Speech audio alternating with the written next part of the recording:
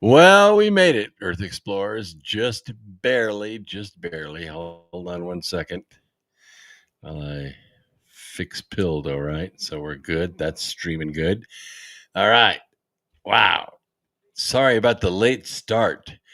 Greetings, Earth Explorers. Welcome to X Squared Radio. I'm your host, Brooks Agnew, coming to you live from an undisclosed location east of the Appalachian Mountains.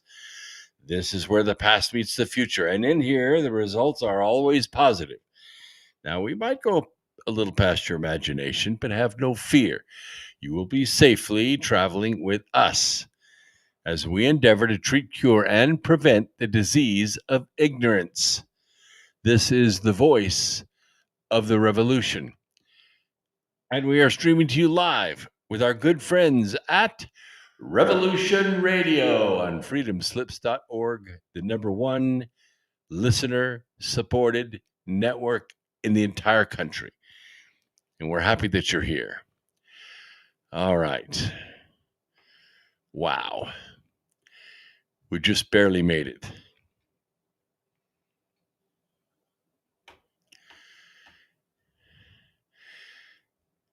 Yes. Okay. Whew, boy, that was close. I was 40 miles away an hour ago.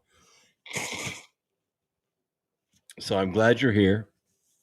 I'm glad I'm here. Yes, better late than never. Boy dogs do. That's right. Zombie Bahama is here. Original Old Dog is here. Ammon T223, Truth Refugee. This is good. This is good. And on Pilled, we have just connected. So nobody in the chat room yet, but that's okay. That's okay. It'll come on. It says open lines because I didn't have time to write a description of what tonight's program is about. And that's just because I just ran in. I just sat down. I still got my my jumper on here, so it was kind of chilly most of the day. I guess it got up in the 60s, so got a lot done. Getting ready. They're going to deliver appliances tomorrow, and we close the next day, and then shortly thereafter we get our cable TV in the new house. So actually, cable internet. We don't really have TV. We have Roku. Ammon T223 is here finally. Okay, so now we can really get started. So, yeah, sorry about the hasty start, but we are here and we are live. So let's see if I can go ahead and get this started over here. Yeah. Oh, wrong letter.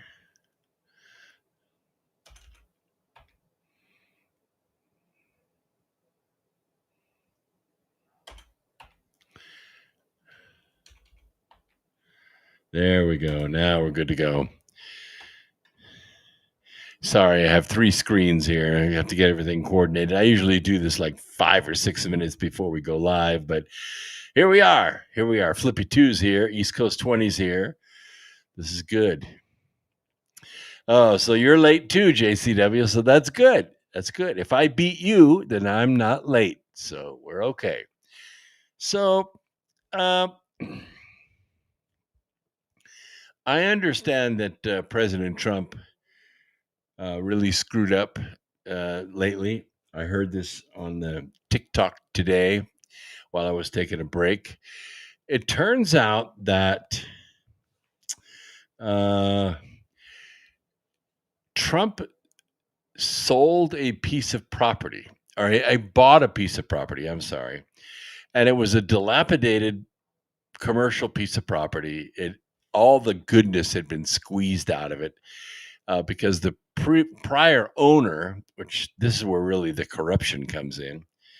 The prior owner bought the building and literally did not keep it up, and it just ran down and ran down and ran down. The building's pretty much worthless.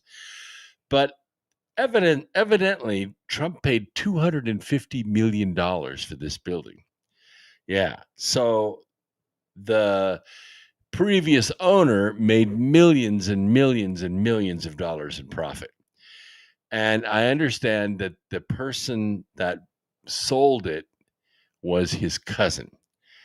Yeah. So, in fact, everything about this story was all messed up. They didn't even spell Trump's name right. They spelled it Mamdani. Yes, that's right. Ma'am Danny bought a building for $250 million from his cousin, and his cousin was able to pocket a whole shitload of money. And I'll bet you anything, some of that money made it back into Ma'am Danny's pocket. That's the way these guys roll. This is the depth of the corruption that they're getting ready to experience in New York. And I understand President Trump and Ma'am Danny are meeting face to face. I'm sure there's going to be a little bit of, hey, they're not going to raise taxes in New York, and I want to do all this stuff. And Trump's going to say, well, that's all well and good. You commie bastard. And it's probably going to go downhill from there. So it'd be interesting to be a fly on the wall in that meeting. You're damn lucky I don't arrest you and have you deported. Go home and behave yourself. Something like that. K.O. Kelly's here out in Vegas. That's good. It was like 80 degrees in Vegas today. Yes. I mean, crap. It was maybe got to 63. No, I think it got to 73 today. I ran over to the post office to get the key for our cluster mailbox. We have those, one of those group mailboxes for our subdivision. And I've never had that before. So I'm putting in my own mailbox, which is basically across the street from the cluster. And I may have to bribe the postman to use it. But what? Oh, come on! I've bribed government officials all over the world. Of course they'll do it. Of course they'll do it. 68 in Orlando. Okay. Yeah, it got to 73 today, and the sun was shining. Truth Refugee says President Trump is planning to surge Border Patrol assets into Charlotte, North Carolina to conduct a large-scale immigration operation. Something needs to effing happen in this city. The last 3 months, they've released so many murderers. I mean, not guys that have been arrested 1 or 2 times, 10, 20, 30, 40 times. And they just release them and put them right back out on the street. And they're killing people, and they're raping people, and they're home invading people. And this is all because of Mayor Vi. Mayor Vi is this super corrupt, now 4th-term mayor who, I don't know. She just won't keep black people in jail. She just won't keep black people in jail no matter what they do, no matter they knife, they shoot, they rape, they steal, they lie, they cheat, they carjack, and she just keeps putting them back out on the street. Well, Trump's coming. Charlotte used to be, I moved here just after 9/11. Charlotte used to be a very clean city. You could go downtown, and you could go to nightclubs, you could go to cigar bars, you could go regular bar hopping, you could eat a meal. Parking has always been an issue, but they do have parking structures, and you could see a baseball game. We have a semi-pro baseball. We have professional basketball. We have professional football. Charlotte was a clean city. And the last, I would say, 8 years, it has gone to shit. I mean, it has gone to pure shit. Nobody goes downtown Charlotte after dark now. It's dangerous. You're going to get mugged. You're going to get knocked in the head. You're going to get accosted. You're going to have your phone stolen. Virtually everyone who walks on the sidewalk after dark in Charlotte is now accosted by somebody, by panhandlers, by people begging for money, people threatening your life. I won't do it. I won't do it. I might drive through downtown, but I'm not getting out of my vehicle anymore. Not happening. It has gone to pure shit. And something needs to be done. Something needs to be done. Yes, there are federal laws against stabbing and raping. Yes, there are, Flippy too. But the issue is, for the last 5 years, we have not had a attorney general that's willing to bring federal charges. Yeah, Pam Bondi, because of the public outcry from the stabbing of Irina Zarutska by a serial violent person. I don't want to mention his name because I'm not going to give him any fame. Uh, it made so much notoriety. We announced it here on this program. Her cold-blooded murder on the Blue Line, which is a light rail. There's Charlotte's all proud of it, but no white people will ride it after dark. Irina did not know. She was a Ukrainian refugee. She did not know you're not supposed to ride that line after dark. And this black guy on the train sitting behind her, she came in, sat down, minding her own business, surfing away on her phone, taking the train on the way home from her job at the pizza parlor. And he just stood up and stabbed her 3 times and killed her, just like that. And he claimed, I got that white girl. I got that white girl. Yeah, that's the criminal element that rides the Blue Line. And of course, no, he doesn't pay for a ticket. They just ride the train for free at night and they accost people. That's why I'm saying no white person will ride that train after dark. It's insanity. Well, because of the public outcry, and by the way, Mayor Vi kept that story quiet for 2 weeks. 2 weeks she buried that story. She threatened the paper. She threatened the train line that had the closed circuit, or at least the recording of it. She threatened them because she was running her primary, and she won her primary and then won her election. Only then, and the reason it got out is because somebody at the transit authority decided to say, screw this, I'm putting the film out. So they did. We picked it up that day and put it on that night, and the next day it went freaking viral all over the world. Well, the pressure was so bad that Pam Bondi, and by the way, the guy was not even charged a felony. He was charged under, and he was going to be released again. I swear to God, he was going to be released again for murdering this woman in cold blood. And Pam Bondi stepped in and filed federal charges against him so he would face the death penalty. But that's the only one. That's the only one. There's about 30 others.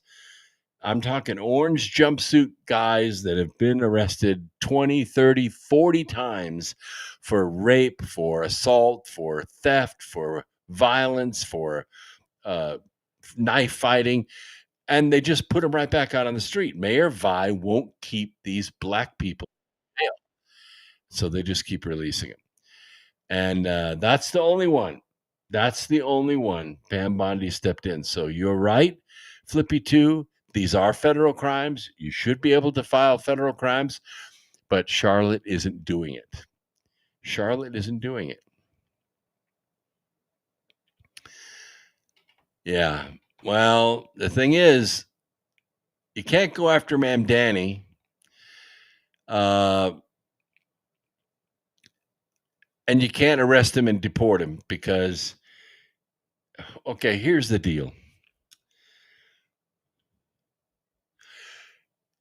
Democrats believe in their heart of hearts that because they are Democrats, they're immune from the law. And that if you try to prosecute them for embezzlement, for theft, for lying, for mortgage fraud, for virtually any crime, they immediately fall back on it's political retribution. You're attacking me because I'm your political opponent. Nothing more. There's no other reason you're doing this is because I'm your political opponent. No. And what should be said right away is the fact that you are a political opponent of mine does not make you immune to the law.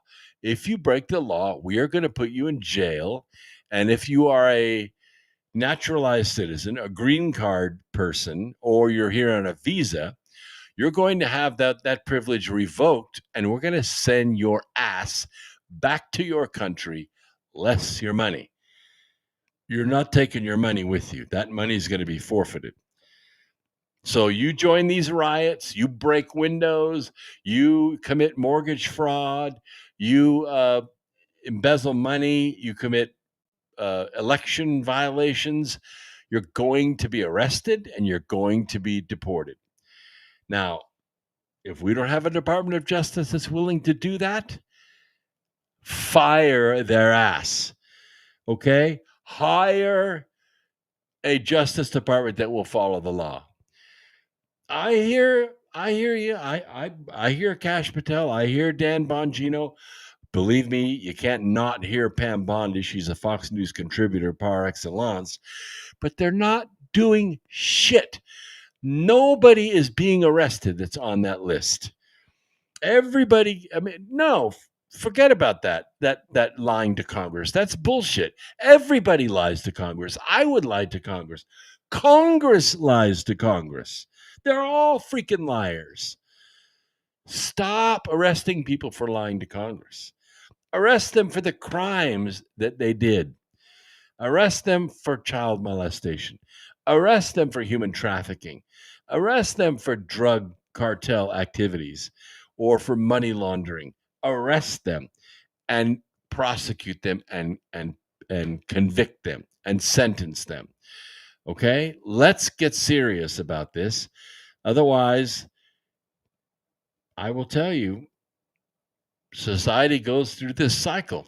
Mercy, peace, justice, war. Mercy, peace, justice, war. Around and around and around. War happens and it's terrible. It's awful. Buildings fall down and people die and innocents get slaughtered and somebody hollers for mercy. Several people holler for mercy, and finally, mercy is granted. Mercy is granted. The war stops, the dust settles, the streets get swept up again, and peace comes in, right? Mercy, peace, mercy, peace.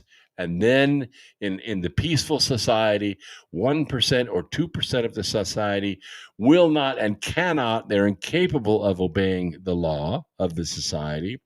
And so they have to be sequestered. They have to be arrested and they have to be separated from society. So mommy can go to the grocery without having to worry about getting her lights punched out and her groceries stolen from her. Kids can go to the kids can go to the park and play without having to worry about pedophiles parked on the benches, picking them off one by one. We take these 1 or 2% of the society and we sequester them away in incarceration.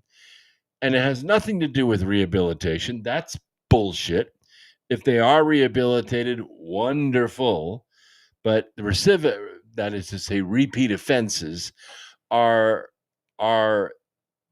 so common that I will make a truist statement.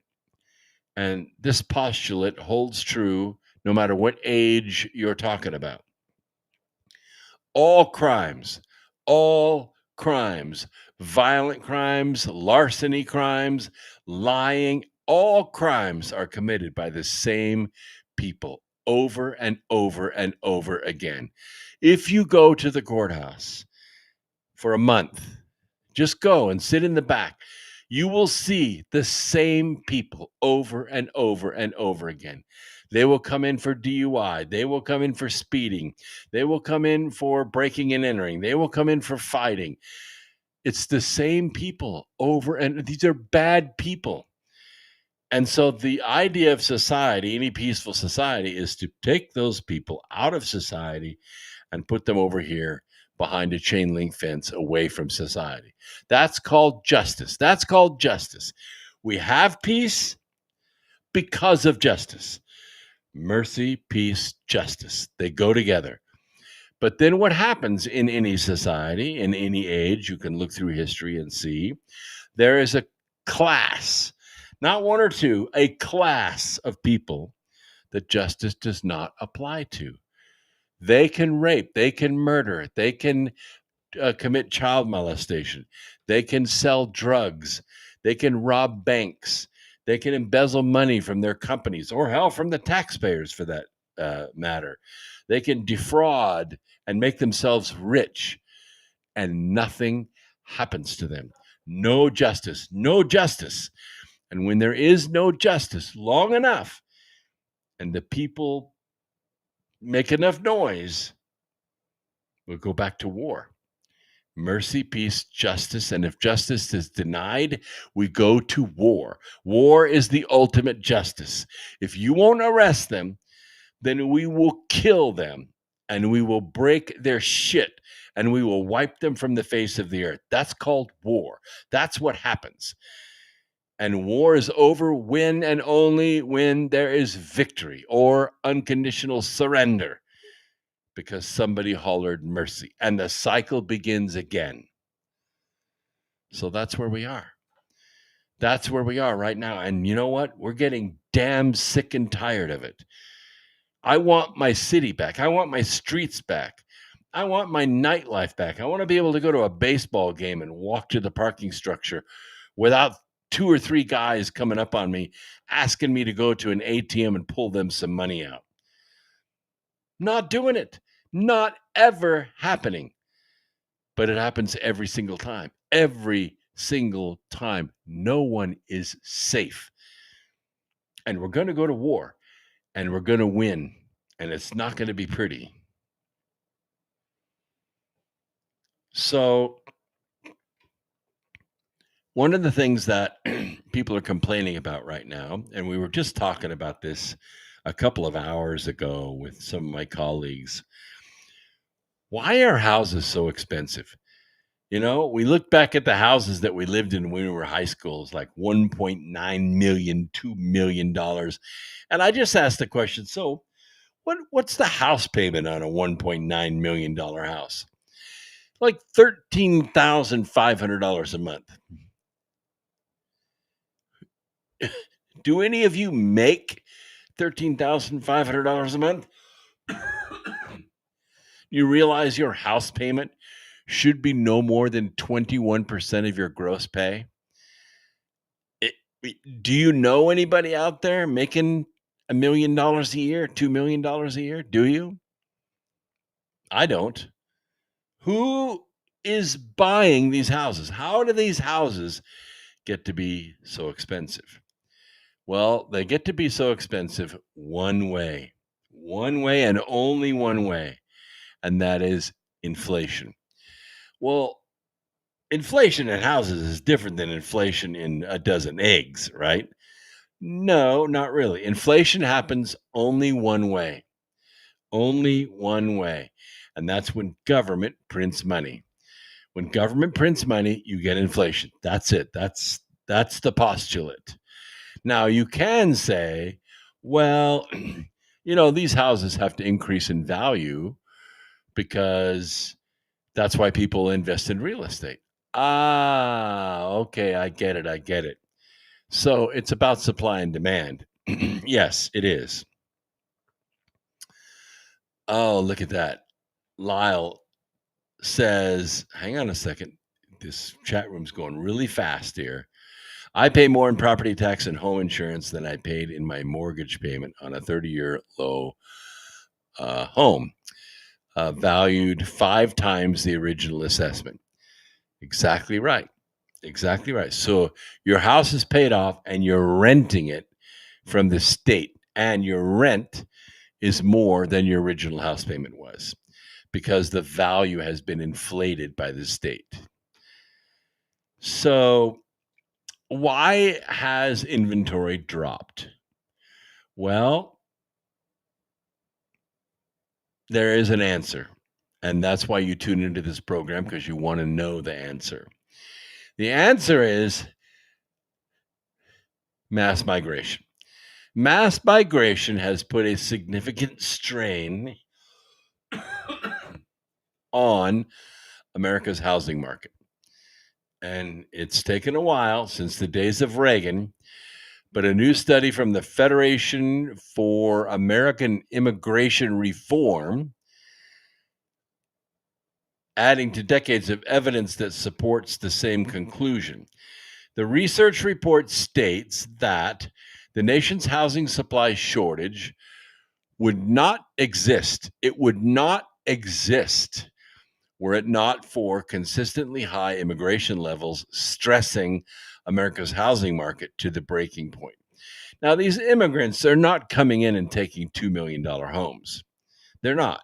They're coming in and taking $200,000 homes, $100,000 homes, $180,000 homes. Those are the homes they're taking. So the United States imports more than 1 million foreign nationals on green cards now legally every year. 1 million every year.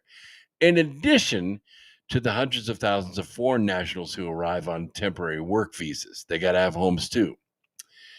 Countless more foreign nationals arrive illegally every year, uncontrolled. Altogether, these high levels of immigration drive up demand and thus home prices and monthly rents. And this is what they concluded.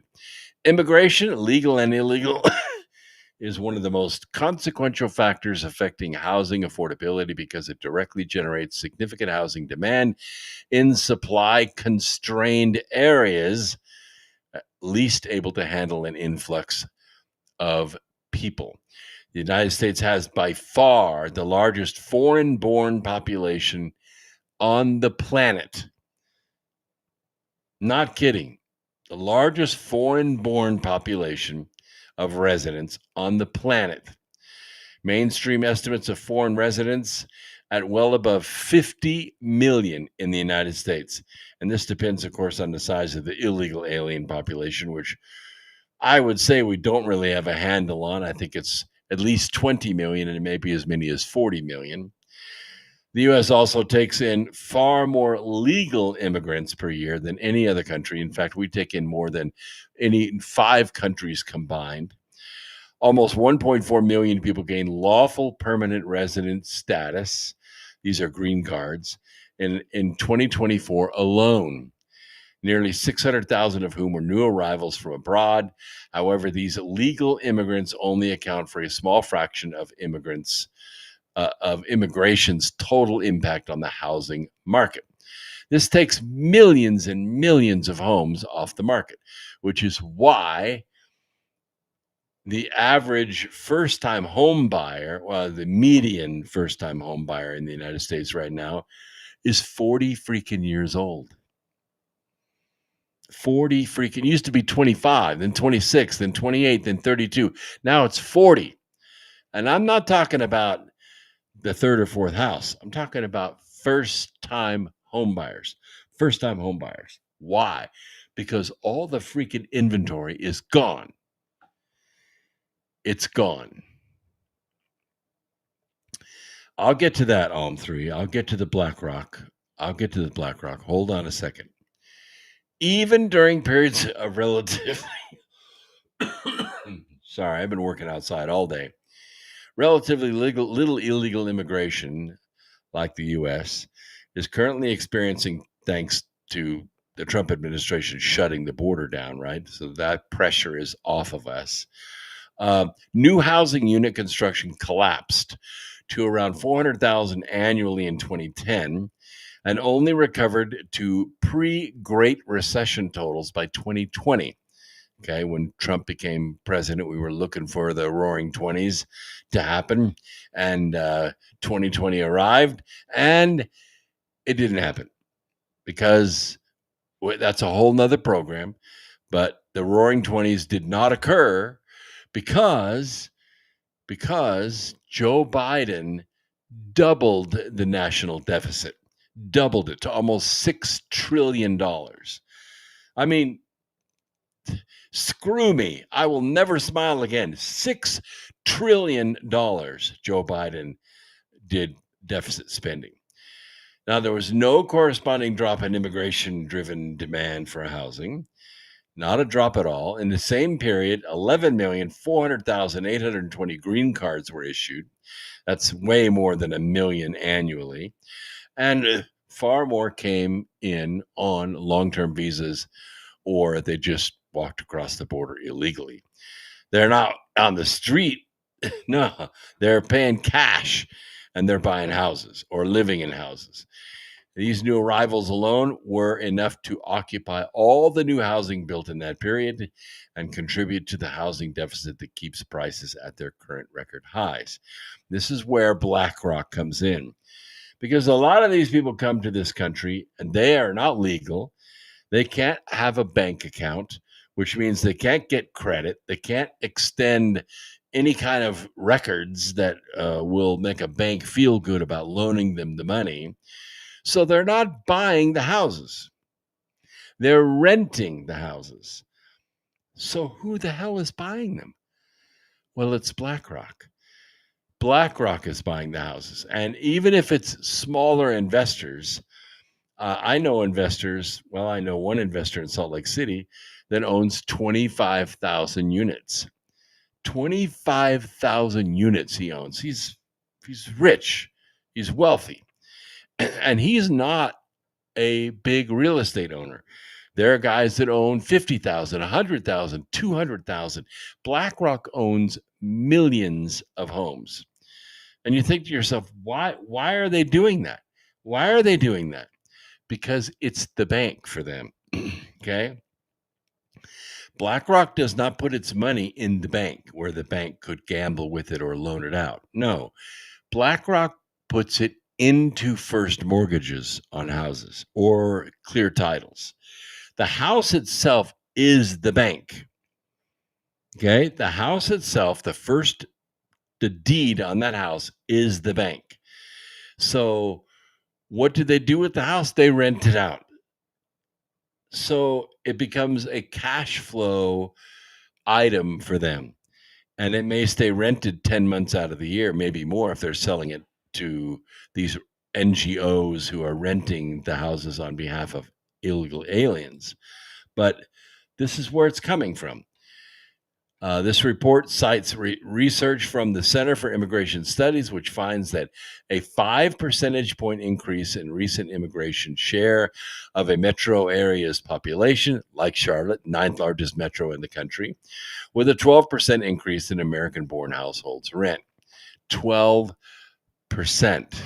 So what used to be a one-bedroom or two-bedroom apartment rent in the $900 to $1,150 range is now in the $2,000 to $2,400 range. Why?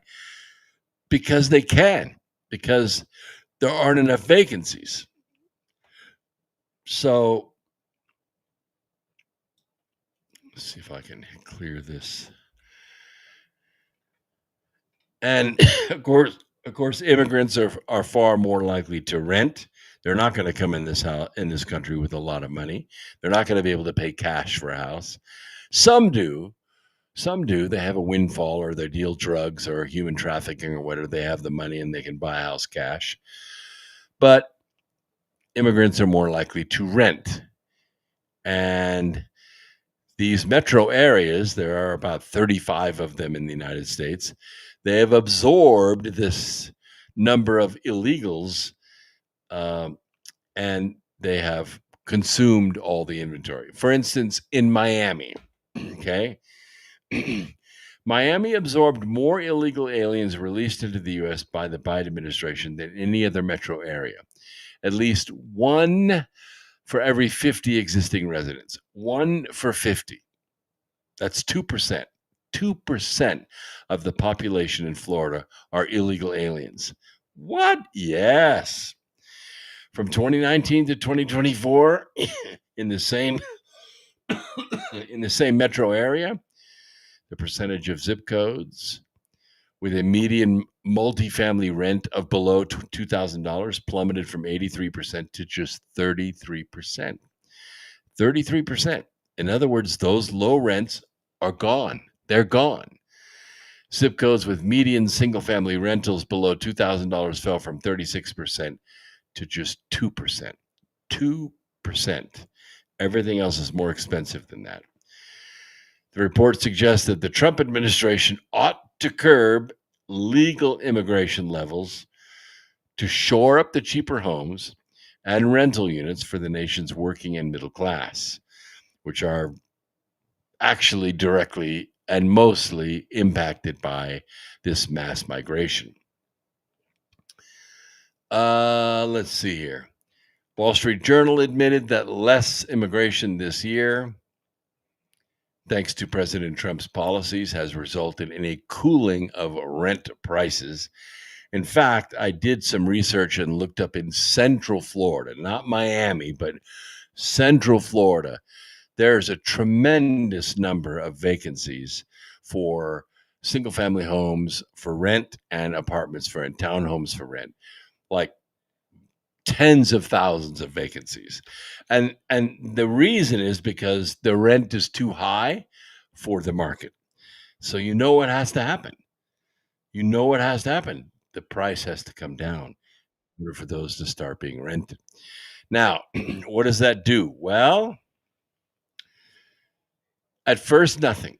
At first, they're just going to lower the rents and get people in and stop having negative cash flow on these buildings.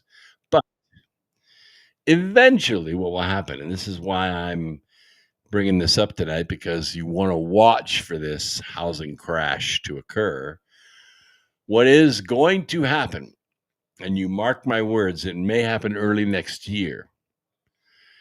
These Airbnbs, these huge inventory of rental houses that BlackRock owns, is going to end up not 20% vacant, but 50% vacant. And when that happens, BlackRock will begin selling off the Airbnb inventory. And at first, the sell off will be slow, but then it will avalanche. It will avalanche. And what will happen is the inventory will swell, the price will come down. We're going to have a couple of other factors influencing the market. Number one is that interest rates are going to start coming down. Right now, they're like 6.25% interest. I know you're hearing in the fours or something like that, but that's bullshit. Those are the prime rates that the banks can borrow at. That doesn't mean you can borrow money at that rate. Even with a 750 credit score, you're going to be paying about 6 to 6.25% interest. So that's one thing that's going to happen, is that interest rate's going to stay depressed like that. The second thing that's going to happen is, with the excess of inventory, the houses will begin staying on the market longer. Like a couple of years ago, houses stayed on the market like 22 days, if that. They were selling really fast. But then it went to 30 days. Then it went to 35 days. Then it went to 50 days.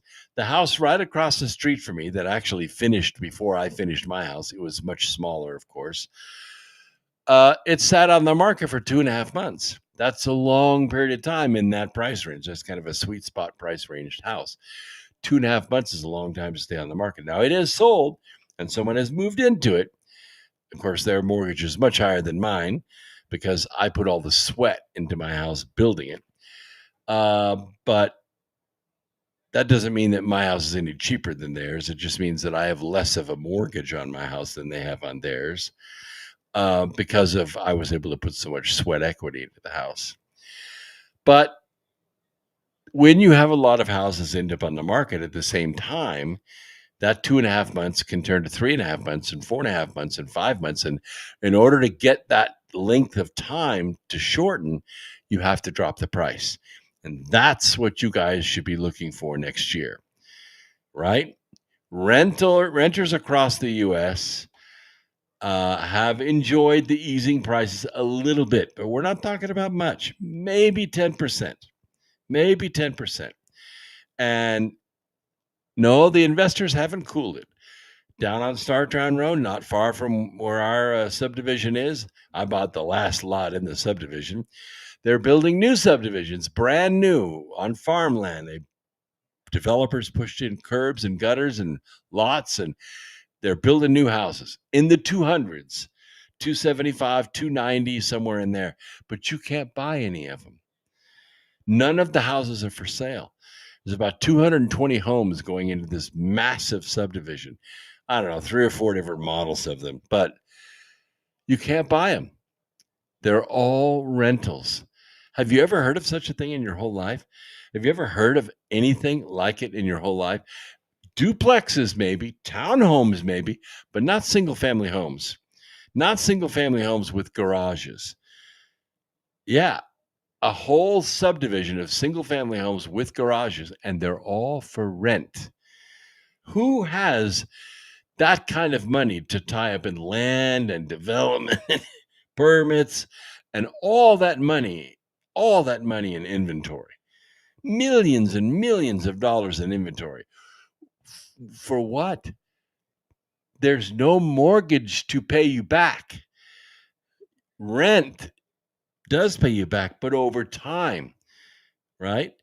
You're building a $250,000 house. That's your cost to build it. It's probably worth $290,000. But you don't get the $250,000 back immediately. No, the house rents for $2,500 a month. Well, $2,500 a month is $30,000 a year. $30,000 a year. It takes you 8 years to make your money back on that house. Who has the money to tie up in a subdivision for 8 years waiting on their return? No one. No one has that kind of money. I don't care how rich you are. You cannot spend tomorrow's money today. You can't spend tomorrow's money today. You're going to go broke. You're going to go broke. That's what happened in 2008. Everybody was spending tomorrow's money today. And you can't live like that, because all it takes is one little hiccup, and now you have 5 vacancies. And you have 5 vacancies and you own 10 homes. No money's coming in. There's no $2,500 a month coming in on any of those houses. And it doesn't take long before those alligator jaws open wide and start eating that ass. And that's what happened in 2008. So why has housing leveled off in the last 6 months? Why is that happening? Because the main driver is that you've had way less migration. In the last 6 months, because of Donald Trump, we've had huge cutback in migration. And really, I don't know how far back you want to go. 20 years, 40 years, 60 years. Go back to the days of Reagan. You remember when Reagan was trying to make a deal with Tip O'Neill? And Reagan said, look, we got to build a wall. We got to build a wall across our southern border. This is freaking ridiculous. This is a freaking invasion. And Tip O'Neill said, well, okay, great. We'll build the wall. First, we'll approve the money for the wall. No problem. First, we want amnesty. First, we want amnesty for all the immigrants that are here. Why? Because Tip O'Neill knew they were his voters. Tip O'Neill knew the immigrants were all Democrat voters. So he wanted amnesty so that they could vote and keep them in power. And Reagan, like a fool, agreed. And what happened? Oh, they got the amnesty, they got the votes, and they controlled Congress and the Senate with an iron fist for 40 freaking years. And they got no wall. They never approved a single penny for that wall. Reagan was fooled and almost killed over it.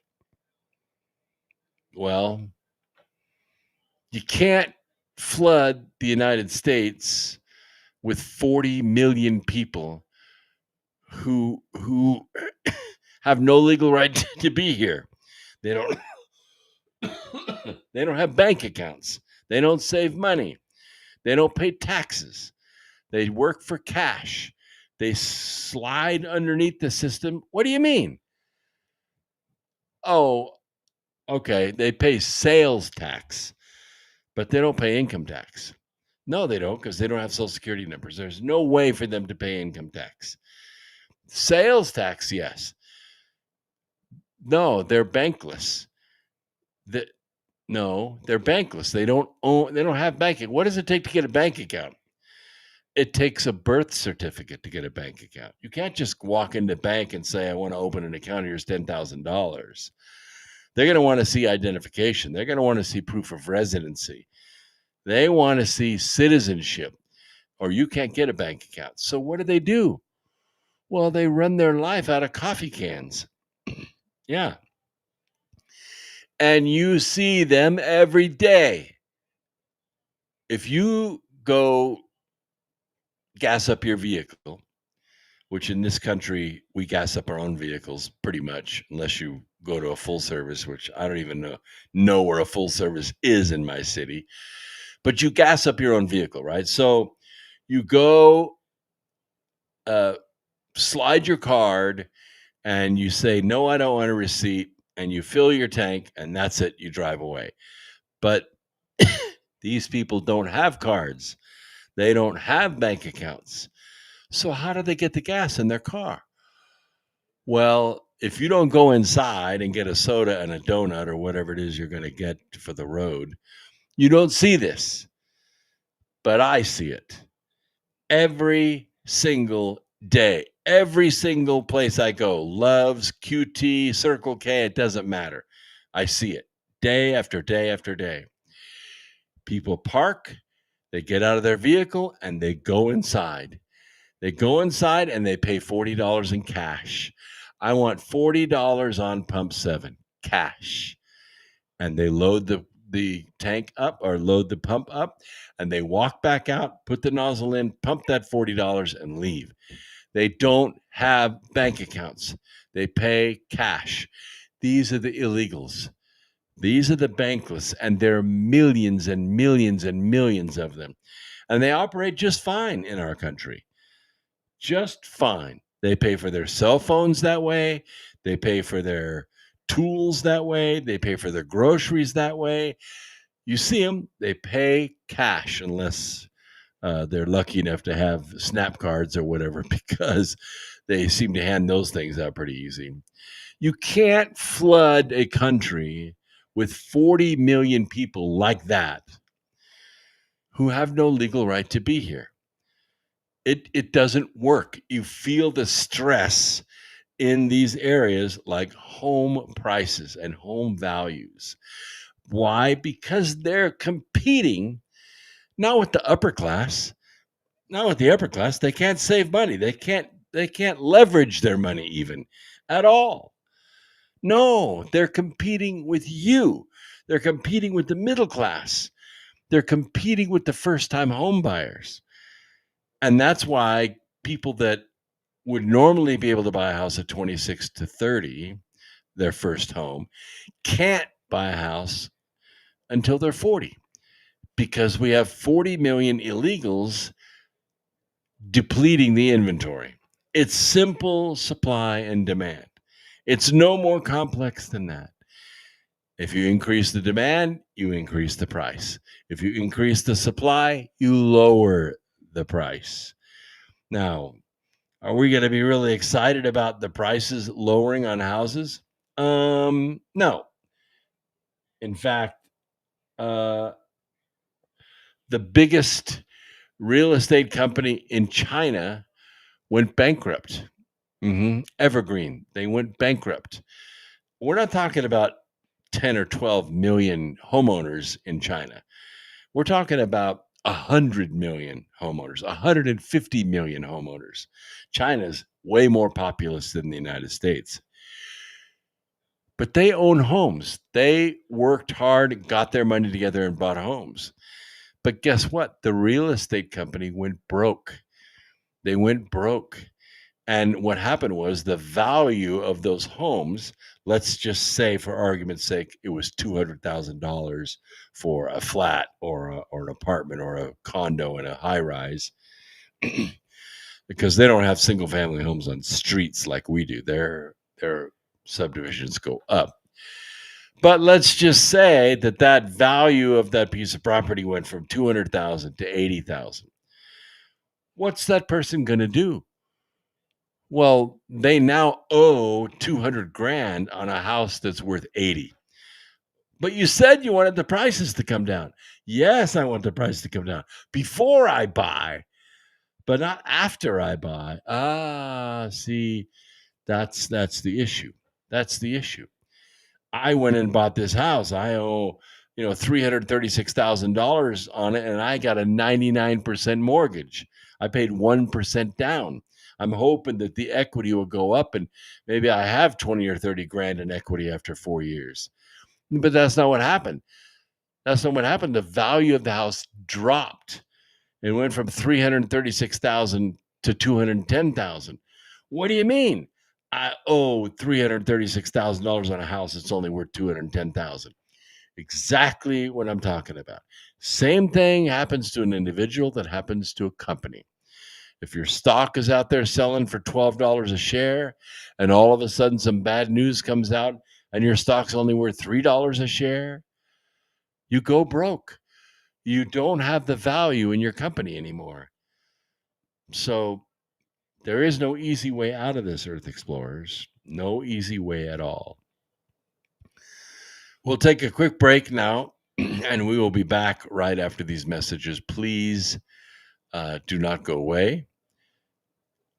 Should be able to hear music here any second if everything's running all right. Make sure this is working. There we go. All right. We'll be back right after this. Don't go away.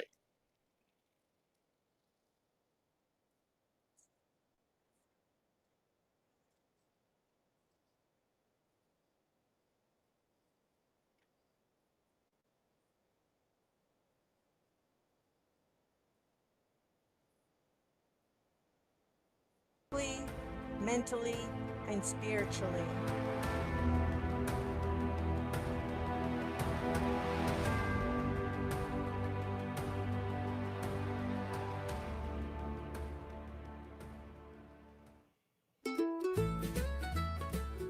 The rooster has crowed out the opening bars of a new day.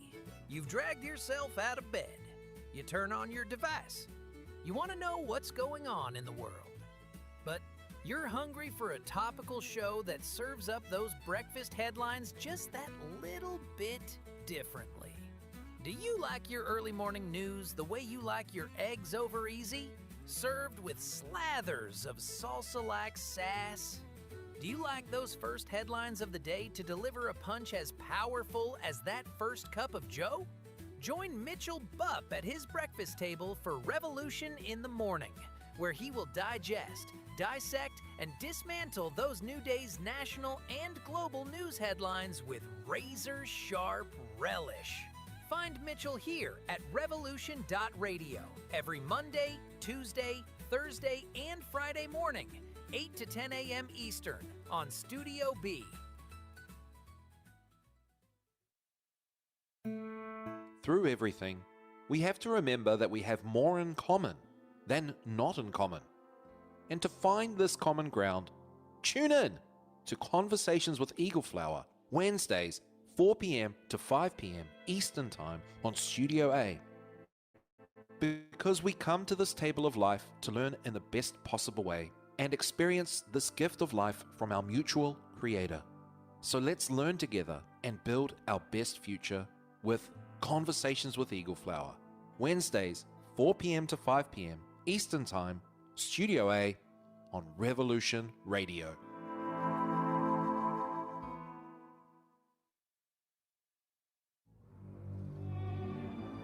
I will defend myself against their tyranny. Number 3 is my radio broadcast. I'm squarely in front of the public all the time, and they all know what's going on.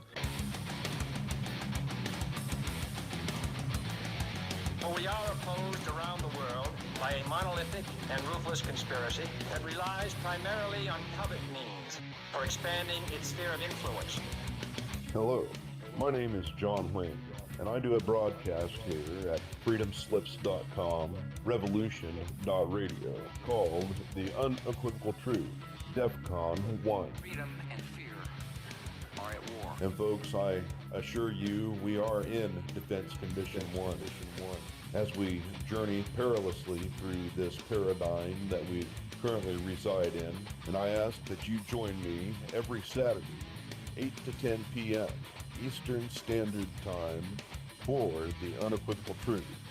DEFCON 1. We shall never surrender.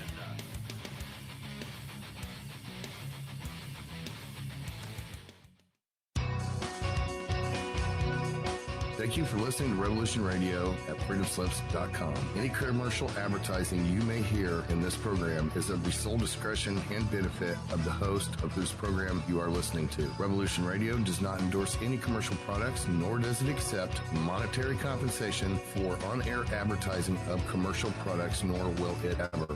We are and shall remain 100% listener supported. Any product advertising on this program are considered used at higher risk, and Revolution Radio shall not be held liable for any claims or damages received from any product advertised within this program. Revolution Radio, where information never sleeps.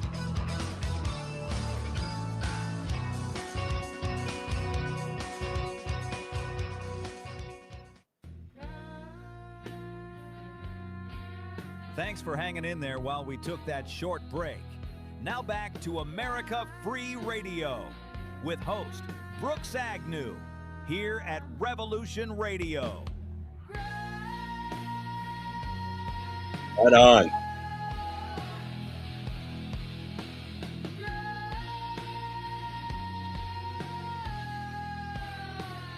All right, we thank Revolution Radio for that great station identification. By the way, Bosk Burning asked me a question. Cool Jacket Brooks, what do you ride? He says, I have a buddy who is a rep for Harley Davidson and says they are a t-shirt company who sells motorcycles. Yeah. Well, in the United States, 50% of the motorcycles on the road are Harley Davidsons. They give you an idea how big that company is. I drive a Sport Glide, so it is a soft tail, but it is a mono shock, so the shocks don't show on the side. It's pretty naked. I have a fairing in the front. It's not a full fairing; it's a fairing from the handlebars up because I like that style. My son has a full dresser Road Glide. It's a great bike, but it's so heavy. And mine has the same motor with the stage 1 upgrade and some gnarly loud ass pipes. And it has more horsepower and it's 200 pounds lighter than his bike. So it's very quick. It's quicker than a bike needs to be. I'll put it that way. And yes, I've had it to 100, but it'll go way more than that. So it's not black. It is midnight purple. And at night, of course, it looks black and it has a bunch of nice lighting on it. So that's what I drive. I enjoy my Harley Davidson. All right, let's do some quick bill paying here.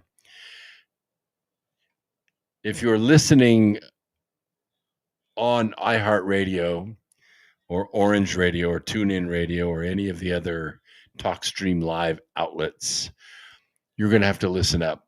If you're watching on Rumble or YouTube or Twitch or X or DLive or Drift Refugee or Foxhole, anywhere where great podcasting can be found live and free, you can just watch on the screen.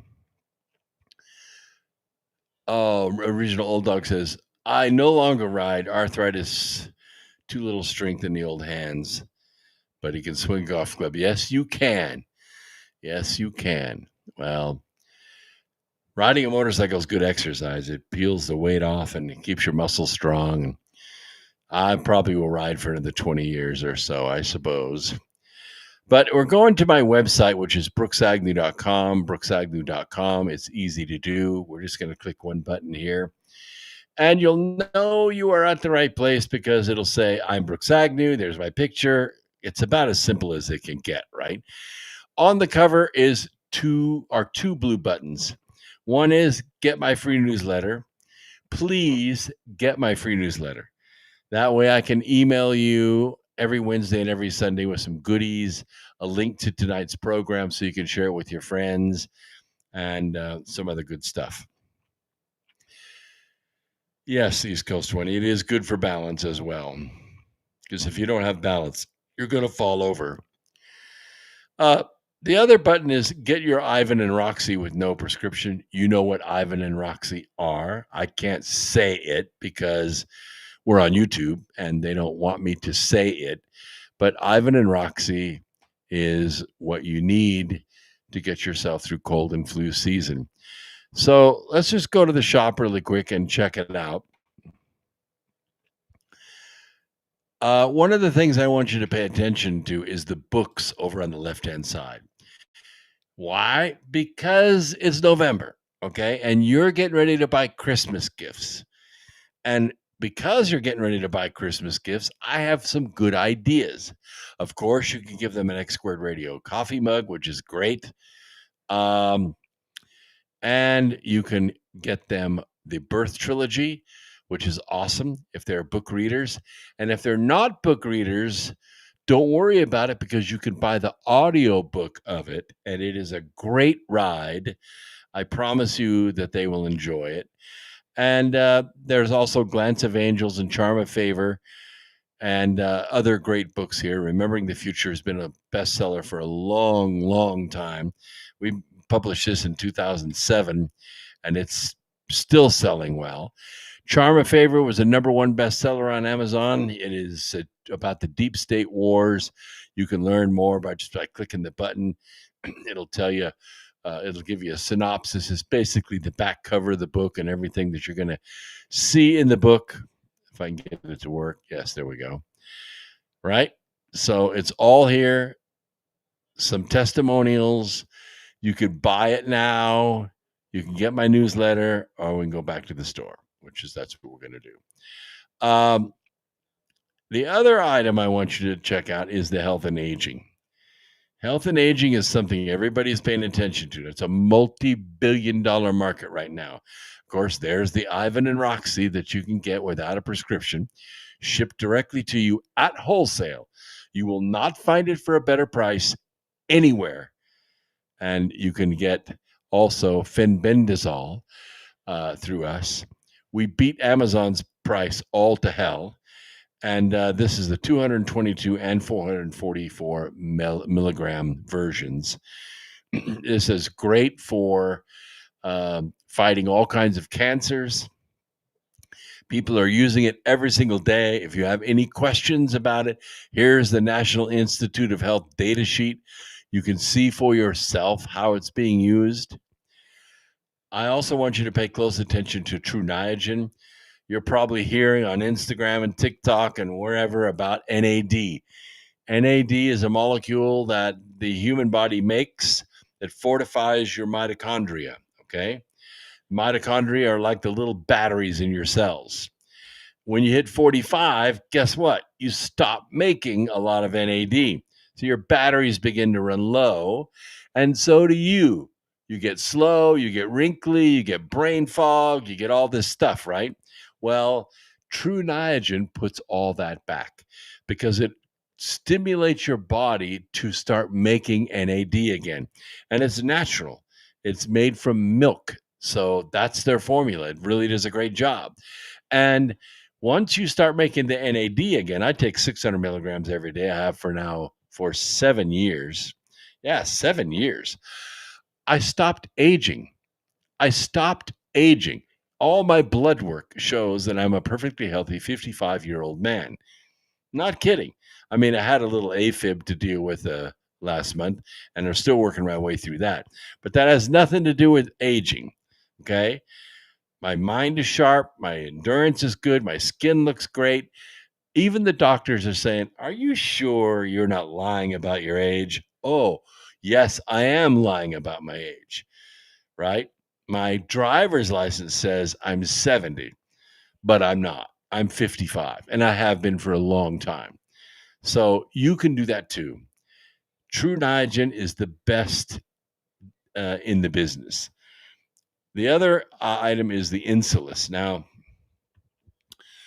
a lot of people don't know about Insulis because it's made by Abetu, which is, here's my bottle right here. And what you do is you simply put about 5 drops under the tongue. So it's very simple. That's it. Hold it for about a minute and a half. So obviously don't do it while you're eating.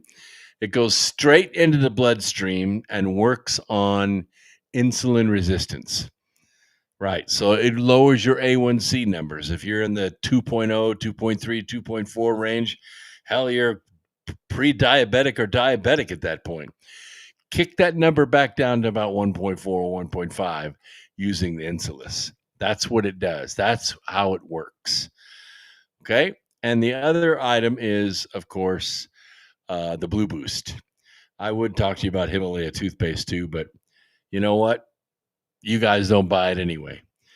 I don't even make enough money off Amazon to get a check. So it isn't even worth it. And people out there that are telling you they have Amazon shops that they're making $10,000 a month are lying to you. They're trying to sell you something. They're trying to sell you their idea of how they make $10,000 a month on Amazon. It doesn't happen. All right. It doesn't happen. All right. Let's get back to it because we got stuff we need to talk about.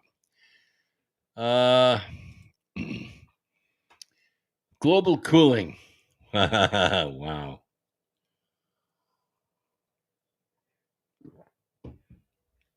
Orange juice. No, I'm not drinking coffee at night. Orange juice. As the sun continues its energy behavior decline, the Earth is beginning to show the effects. The first major cold spell of the season plunged parts of the southeastern United States into record low temperatures yesterday.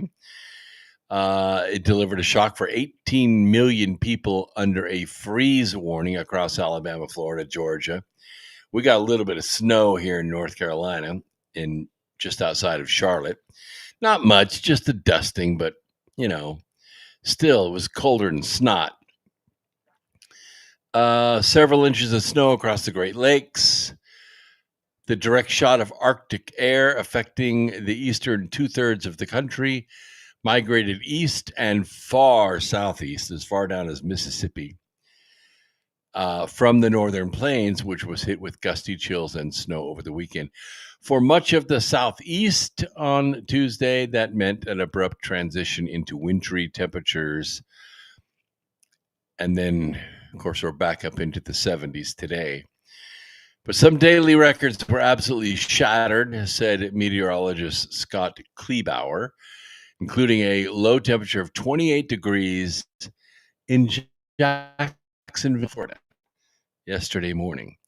That broke the previous record of 35 degrees, which was set way back in 1977. You remember that blizzard? Ooh, that blizzard was bad. The southeastern U.S. will face a few more colder than normal days before warming up later in the week. Iguanas are already falling out of the trees down in Florida. That's always a big crack up to see. A lot of times you kind of sneak into fall and then you eventually get winter. But that's not what's happened in the last few years. We have these terrifically cold snaps that occur, and this is, I think, because of solar activity. Agriculture officials in Florida said they hadn't heard of any problems due to the cold front, but they were holding their breaths until Wednesday morning following one more cold night. You don't want to see the oranges and lemons and limes get damaged. Let's see here. Communities downwind of Lake Erie and Lake Ontario also woke up to the lake effect, so quite a bit of snow. For many, they are the first few inches of snow in a season that typically delivers about 100 inches. Who wants that? Gosh, move to North Carolina, 100 inches of snow. Forget that. The day's highest totals, around 6 to 9 inches, were expected across the traditionally snowy Tug Hill Plateau that sits between Lake Ontario and the Adirondack Mountains in northern New York. Yeah, there you go, Delamiao. 35 degrees just south of Jacksonville, Florida. Down where Earth Radio is, we're on Earth Radio Saturday nights at 10 o'clock. You should check it out. Earth Radio Network on YouTube and Rumble. Of course, the winds made it even worse. On the West Coast, the atmospheric river taking aim at California was expected to bring heavy rains and mountain snow later this week. The long plume of tropical moisture that formed over the Pacific Ocean will begin drenching the San Francisco Bay Area starting Wednesday before quickly moving south. More than a foot of snow was predicted for parts of the Sierra Nevadas. About 2 million Californians were at marginal risk of excessive rain on Wednesday, but that advisory swells to include more than 21 million people by Thursday. Forecasters also warned that heavy rainfall isn't well absorbed into soil burned by wildfires. There's not much shrubbery to keep it from running off, so you get a lot of mud. That's one of the seasons that they have in Southern California, the mud season. Right. Right, exactly.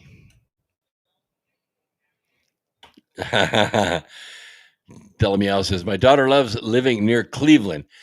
I don't know. I mean, I used to do business in Detroit, and then I would do business in Cleveland. I would fly over the lake. And the difference between Detroit, which is cold, and Cleveland, which was covered in snow because the cold weather comes across the lake, picks up the moisture and dumps on Cleveland. I don't know. I would rather not have all the snow. I'm just not a big, unless I'm going to go skiing, I'd rather not have the snow.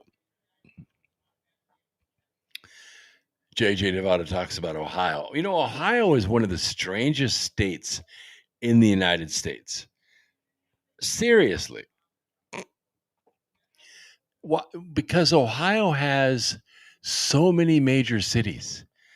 Really. You got Akron, you got Columbus, you got Cincinnati, right? It just goes on and on. You have these massive cities in Ohio.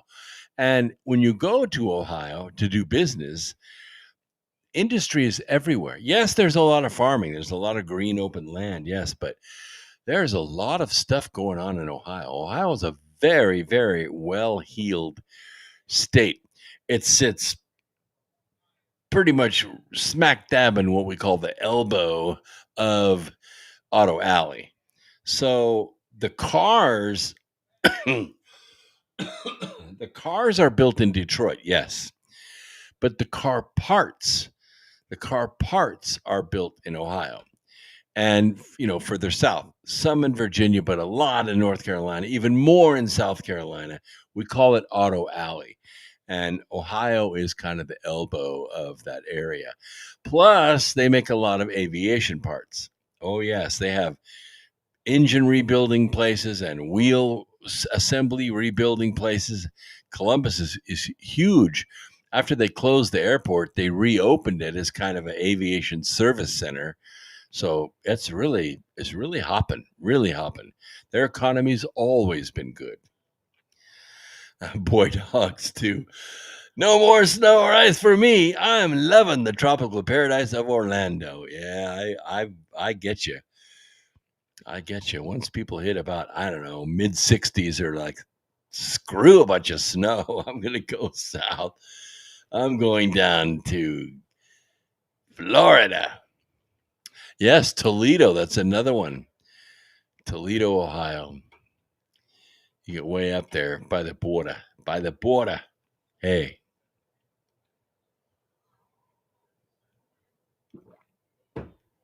Akron. Yeah, that's right.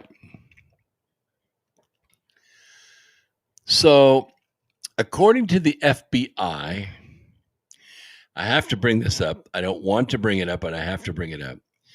And General Michael Flynn made an announcement today to kind of backs this up. It goes back to some old Q posts, but it's something that we've talked about a few times on this program. I don't like to be an alarmist, but I want to keep you guys aware and awake. We know that there are sleeper cells inside our country. And by sleeper cells, I mean Al-Qaeda and ISIS too. These are bad players. These are professional mercenaries, and they enjoy killing. They don't enjoy dying so much, but they enjoy killing. And that's exactly what their plans are. We know from Christopher Wray, the former FBI director, that there are 16 cities inside the United States that have active sleeper cells that the FBI knows about. I hate it because they mentioned Raleigh and Charlotte, two cities in North Carolina. It's not good. It really is not good. But it means that you need to be situationally aware. And if you're a concealed carry permit holder, you need to keep a gun in your vehicle. Yeah, a loaded gun in your vehicle. You don't have to put one in the chamber. You can always have time to jack that slide, maybe. But you should have a loaded gun and extra ammo in your car or your truck, because that's going to be your refuge. You close your doors, roll your windows up, and lock the doors. But if they come through your windows, that's your castle. That's your castle. You can defend yourself and you can defend your family. I'm not saying that you have to be packing when you're going when you're going to work. But here's what I will say. If you're a concealed carry holder and you are not going to the firing range once every 90 days, you're in big trouble. You're in very risky territory. There's a couple reasons why. Okay. First is, if you're a concealed carry holder, you got a 380 or a 9mm or a Glock. I hope you don't have a Glock. For a person that is a concealed carry, a Glock is not a good weapon because there's no safety. There's no safety on the gun. You pull it, it's ready to fire. But 380, 9mm, 22 is also an excellent weapon, especially for women.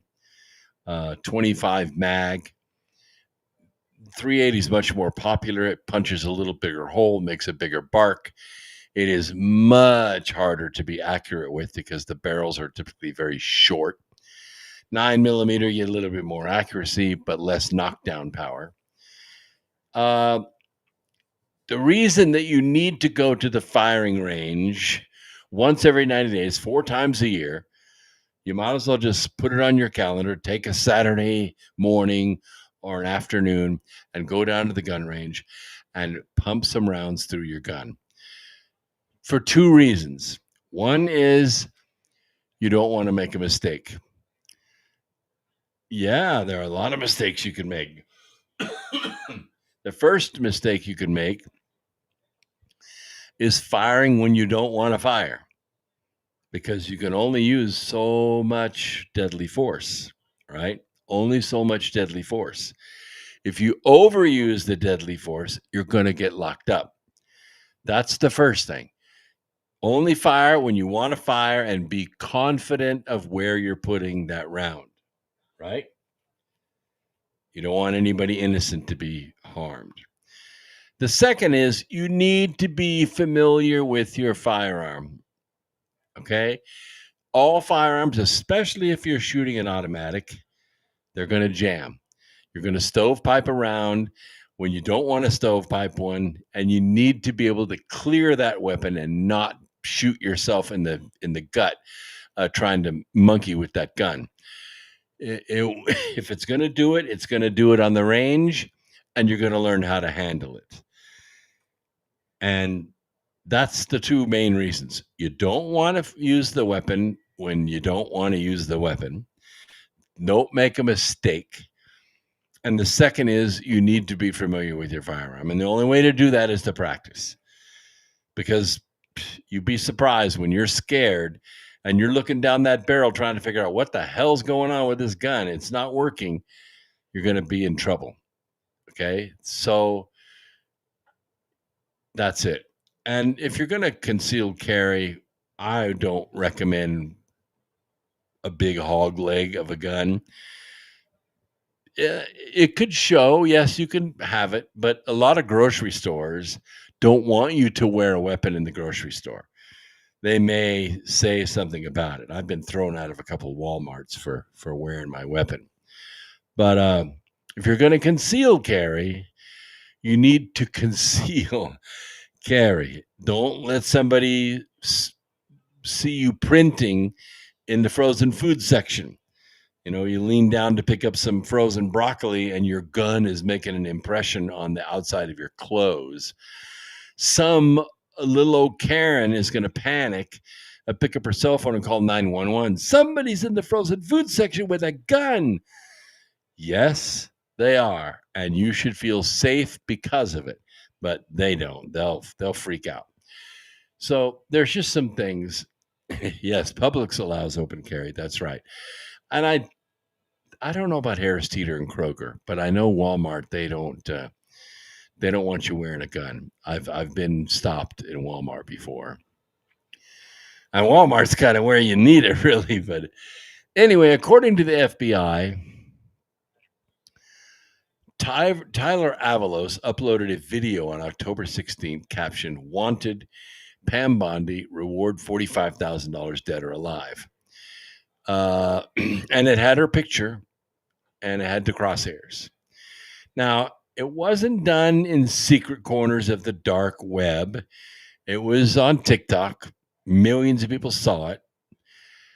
And that brazenness is out there, and it's causing huge problems. It should alarm everyone, including you. You don't have anything to do with this, but it's creating an atmosphere. It's creating an atmosphere. The guardrails that used to keep everything kind of safe and sane are now off. All right. There was a time when people feared consequences for saying stuff like that. Not really irrationally, but I mean morally. Okay. They just wouldn't say something like that in public. And the fear was, I don't know, what do you call it? The fear was actually a virtue, right? You don't want to say anything like this public because, you could get in a lot of big trouble. People recognize that their words and their actions online have consequences, right? And now we live in this age where everybody wants clickbait, right? Everybody wants to get the traffic, even if it's bad traffic. And social media has transformed the unhinged into, well, they're influencers, right? They're influencers now. I'm an influencer, but my influence is always good and positive, right? Platforms such as TikTok, X, they reward extremity, really, really reward it with a lot of clicks and a lot of traffic, and that can maybe not monetize you, but it'll make you famous in a hurry. And the algorithm, it doesn't give a shit, whether you're serious or whether you're crazy.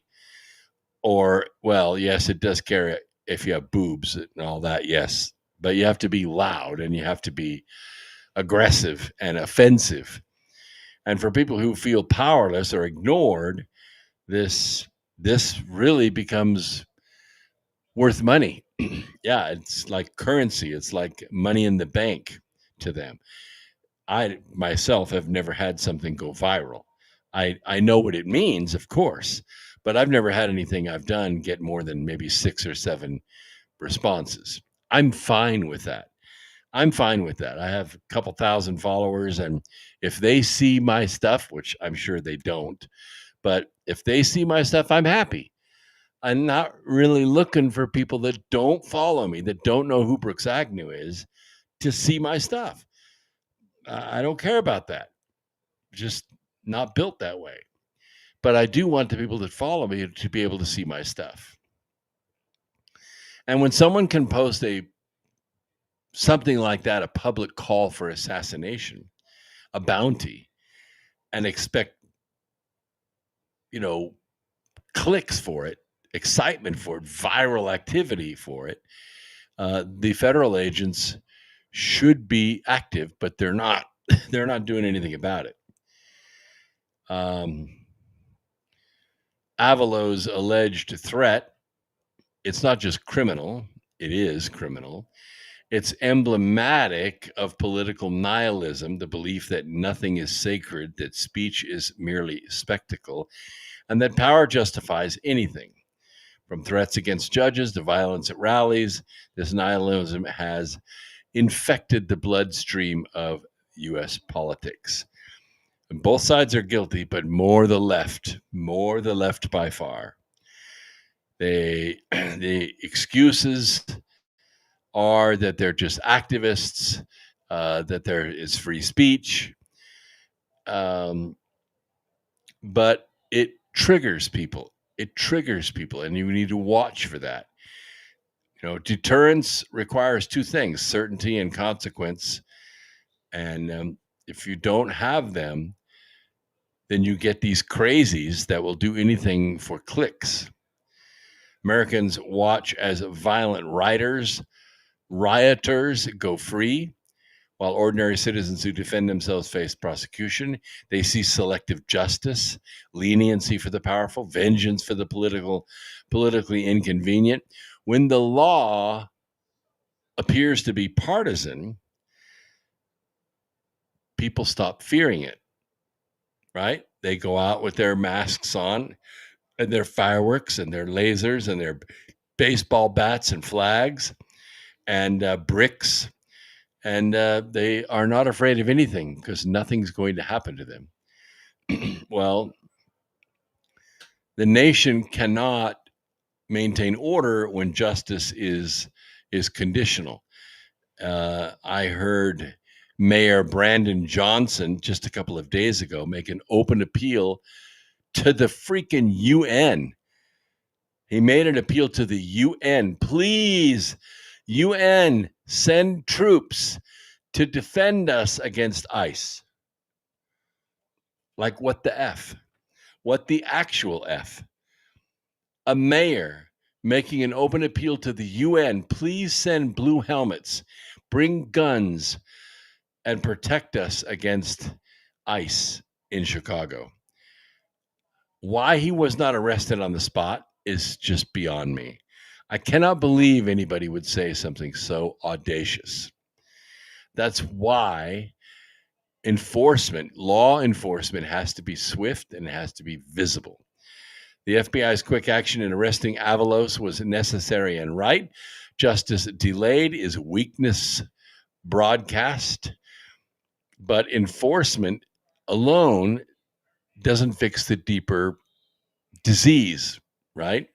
We must restore moral deterrence, the cultural understanding that some acts are beneath us as human beings and unacceptable as citizens. And when you have sleeper cells out there who are saying, well, if Americans are saying this, we should be okay. We could probably go shoot the place up and probably become instant folk heroes among the left. And the sad part is they would be. They would be. And the answer, of course, is not tougher laws. We have the right laws on the books. It's character. All right. These cities, Charlotte, Mayor Vi, if you're listening, I know you're not listening. You don't listen to my program at all. But there are people in Charlotte who do, and they know Mayor Vi. So shut the F up. Okay. Stop it. Stop letting these criminals out on the streets and expecting them to kill us. Because sooner or later, and I mean sooner, somebody's going to shoot back. Somebody's going to shoot back. And somebody like DeCarlos or these other people that are committing these crimes, they're going to end up at room temperature, and it's going to be your fault. It's going to be your fault. It's already your fault that Irina Zarutska's dead. And it's already your fault that there was no justice. Pam Bondi had to step in, and she only stepped in because we elevated it to a national concern that DeCarlos Brown knifed an innocent woman to death on camera. And the mayor of Charlotte kept it secret for weeks while she ran her election campaign. It's sick. It's sick, it's sad, and we want to see it end. All right.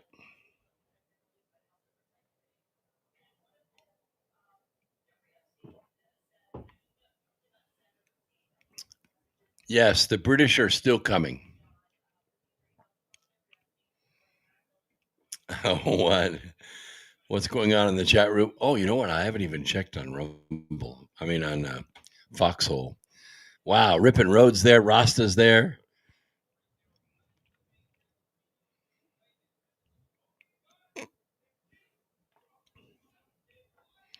I'm just reading these posts really quick. Hang on a second. Pool Dude is here. Really? You saw Northern Lights down in Florida? I was out last night. Looking around in North Carolina. I didn't see him. I think it would be cool. Wow. Keep Truist out there says he can see him all the time. It's all right, Rippin' Road. It's all right. You can come as you are anytime you want. No problem. You don't have to show up on time. I didn't show up on time tonight. Vader 369's out there. He's up in Pennsylvania. I have met him. Or should I say, he met me. Came up to a conference in Spruce Pine. Came up close behind me and said, I'm Vader 369. That was so cool. It was like, you ever see the movie Ready Player One? How many people saw the movie Ready Player One? I know, it's so well directed. It has no stars in it at all, but it's just well done. I could watch it again tonight. I really could. Well, everybody in Ready Player One is an avatar, right? They're all avatars. So when they introduce themselves to one another, they finally meet up face to face. They know themselves by their avatar name, but now they're meeting the real person. Yeah, it's very cool. It's very cool. That's what it's like. I mean, you go to these events and people come up to you and say, "Hey, I'm JJ Nevada." Oh, very cool. Yeah, we see you all the time in the chat room. And we have a lot of people in that just watch. You know, there's way more people watching than there are in the chat room. They don't chat. They just read it like I do. I can't chat because Rumble Studio doesn't allow me to chat in the chat room, but I can see all the chats from YouTube and Twitch and X. Well, not X, but everything else. Yes, I know. The mayor is a retard and the whole world knows it, but that doesn't save any lives. She still got elected for the 4th term. Crazy shit, man. Golly. Yeah, Kenneth Wood said he saw Ready Player One. It's a good movie. There's a lot of, I don't know, truth in that movie, I suppose. But the acting is really good and the special effects are off the chain. But the British,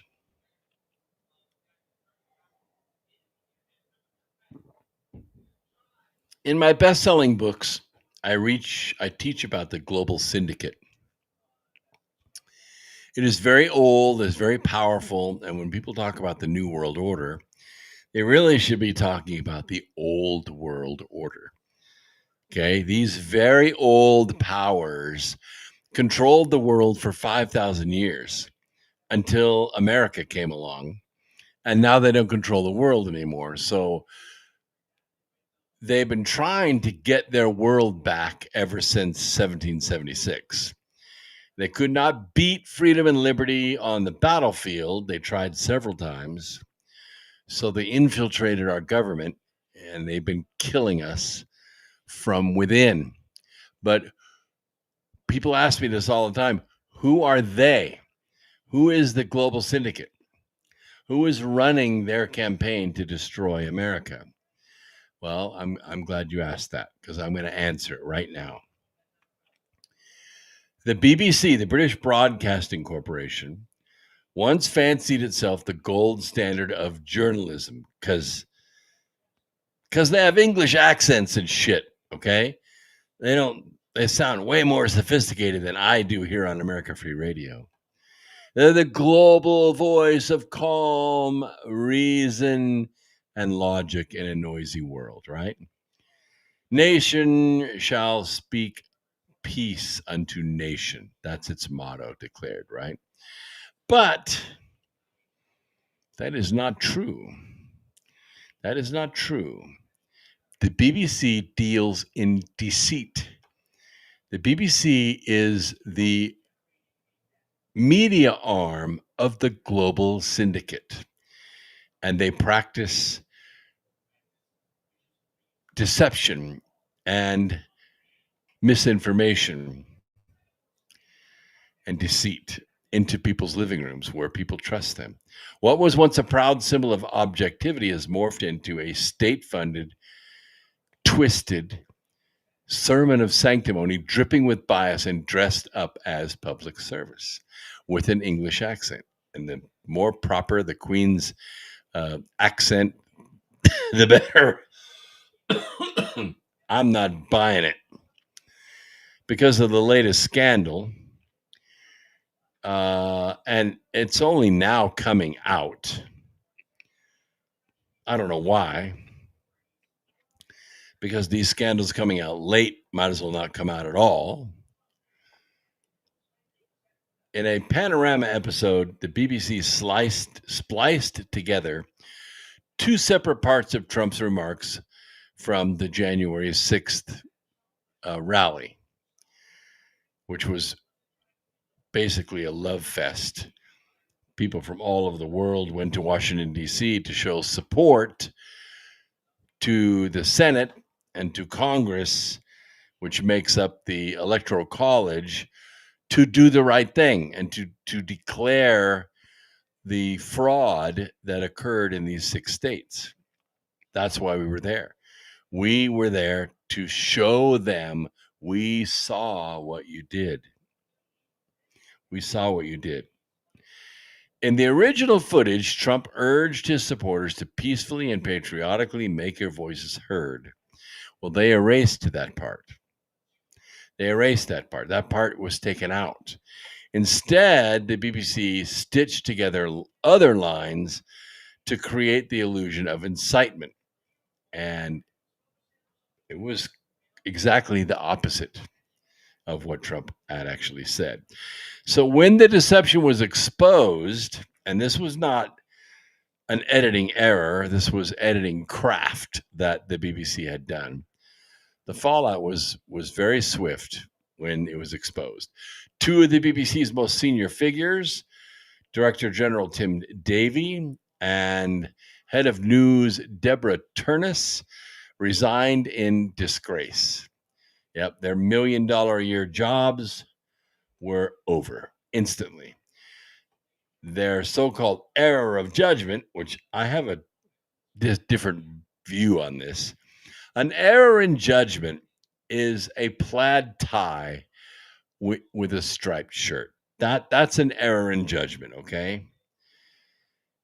This was a crime that they did. This was a crime, and they paid for it with their jobs. It was a deliberate distortion, and it was broadcast to millions of people. The BBC issued an apology, but the apology was so dry that it could have been typed by a lawyer on sleeping pills. Trump threatened to sue the network for $1 billion and is reportedly considering banning BBC reporters from the White House press room. I think it's a great idea. A great idea. It's a punishment they'll no doubt describe as an attack on democracy. Oh, you're blocking your political opponents. Right, exactly. No, we're punishing you. We're punishing you for what you did. But no amount of rehearsed remorse or half-hearted apologies can hide what this really was, which was a hit job dressed up as journalism. And for Americans, this matters really more than most people realize, because you just don't do that. You don't do that. You don't take one sentence, chop it up to form a string of words that sound like a sentence, and then put it in place of what the real answer was at the time. I mean, that's just the worst lying that you can commit.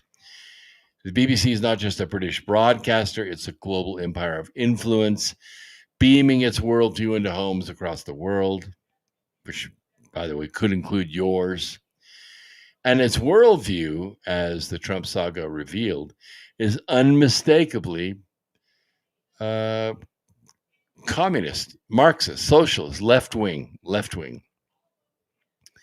And the BBC used to report the news, but they don't do that anymore. They curate and they massage messages to say what they wanted to say. And then it's always best to ask for forgiveness than it is permission, I suppose. The BBC's descent didn't happen overnight. It began 30 years ago. I've been watching it off and on for that much time, and it's crazy to see how bad they can be. Not how badly they miss it. They miss it on purpose. They craft it to put out a different message than what really happened. Objectively was replaced with ideology. Skepticism gave way to self-righteousness, and they no longer saw their role as informing the public, but actually instructing the public. Right? They're teaching the republic to hate. Like the New York Times with a posh accent, the BBC became obsessed with shaping minds rather than reporting facts.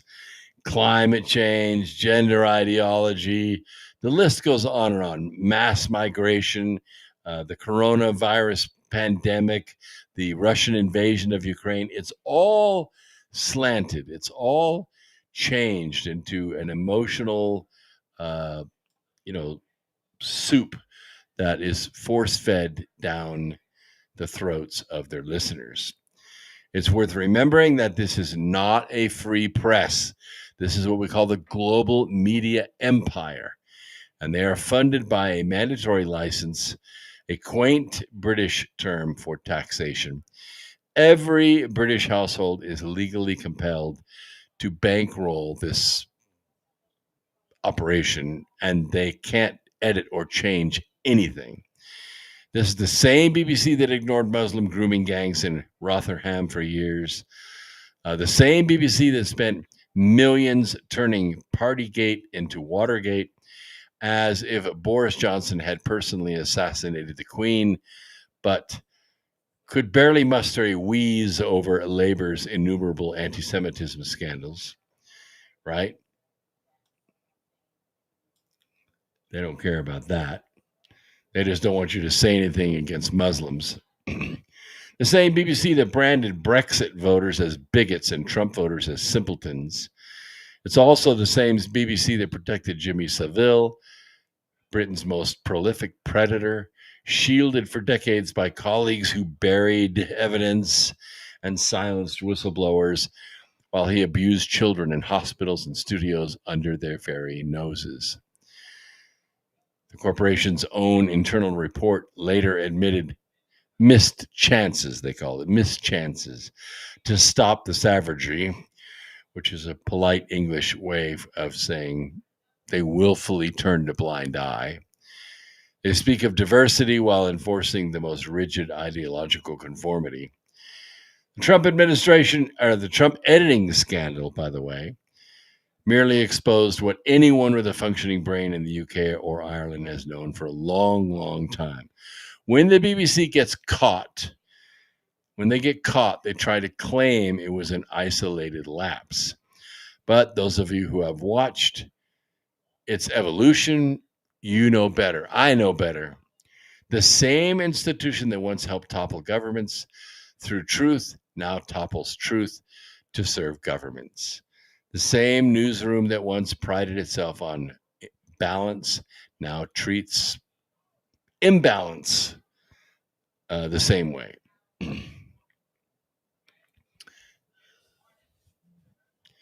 So where does this leave the BBC now? Is there credibility shot? I think so. As far as I'm concerned, it is. It's sort of like 60 Minutes. What a joke, right? 2 executives down, reputation in tatters, a charter renewal looming, but don't expect reform. Don't expect them to change. The beast is wounded, but it is not repentant. It's not going to give up. It's just going to fall back and regroup. For Americans, the takeaway is simple. Never again confuse a British accent with credibility. I don't, any more than I do a French accent. In fact, maybe less so. The BBC once claimed to inform, educate, and entertain. Today it deceives, divides, and dictates. And after this latest fiasco, the public can finally see the BBC for what it is. It is the global media empire. It is not the voice of reason. It is the echo of the empire, and its design is to crush the Rebel Alliance. In the movie Andor, or the series Andor, by the way, I'm wearing the I Have Friends Everywhere hat, and the Andor symbol is up on my wall right here. If you haven't seen Andor, you should rent the series and watch it. It's the best Star Wars ever.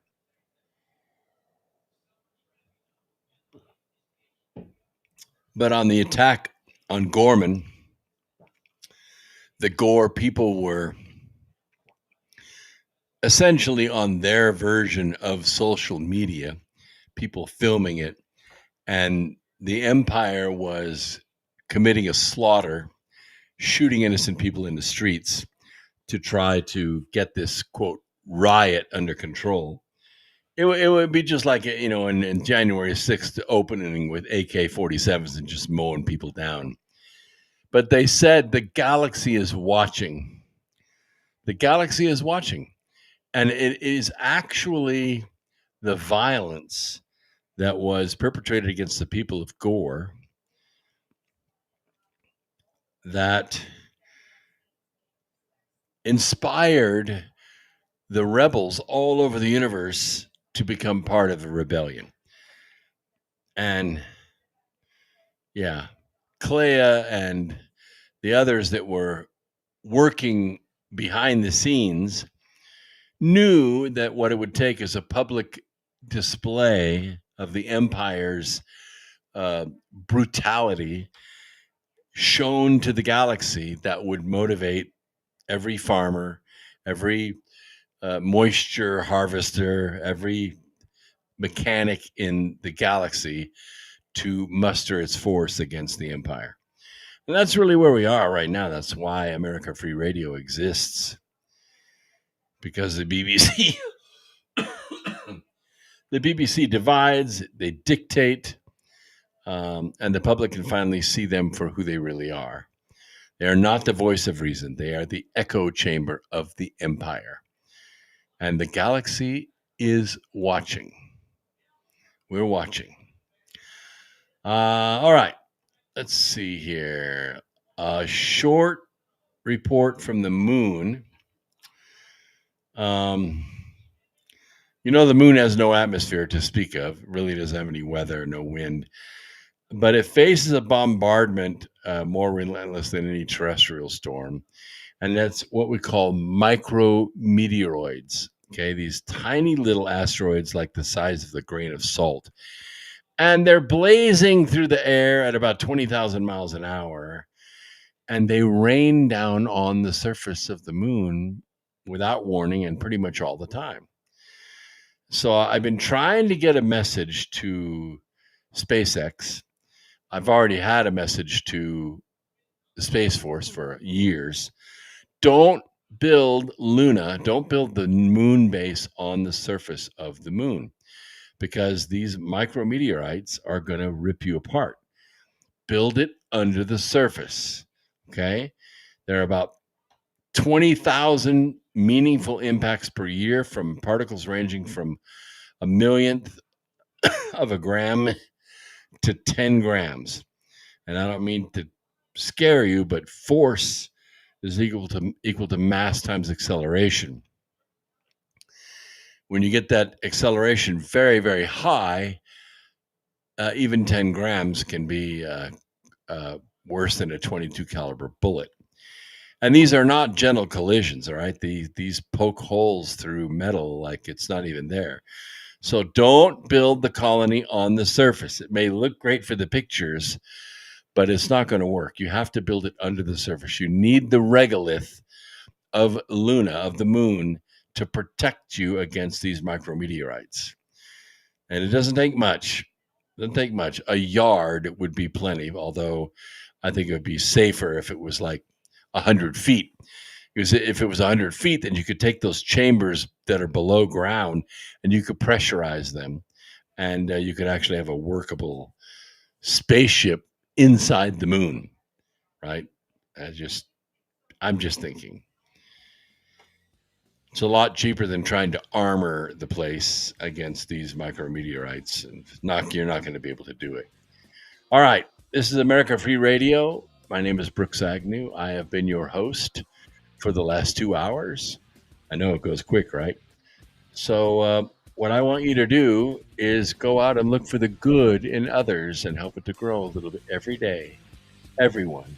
The place where you buy your gas, the place where you drop off your mail, everyone. Before long, you will have saved the planet. This is Brooks Agnew saying peace, Earth Explorers. Now go and do great things. We'll see you on Sunday right here on America Free Radio.